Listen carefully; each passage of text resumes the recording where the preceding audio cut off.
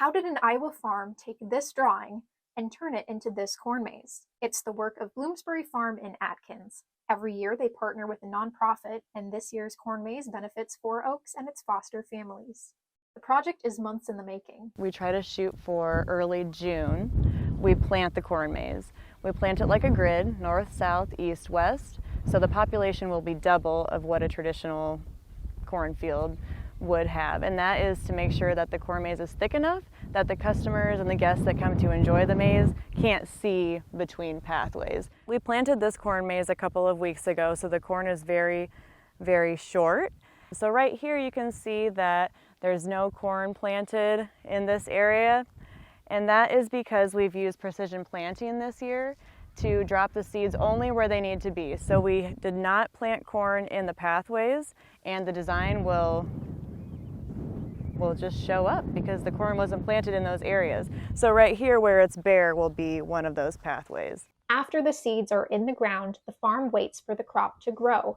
This year's drought caused some concern early on.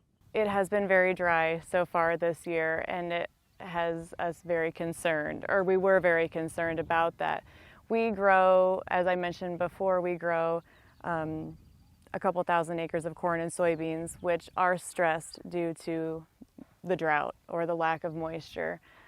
In addition to that, we worry about our pumpkin crop. We've got 20 acres of pumpkins, and those really needed that rain, so we're very grateful for that. We also have 6 acres of zinnia flowers and sunflowers.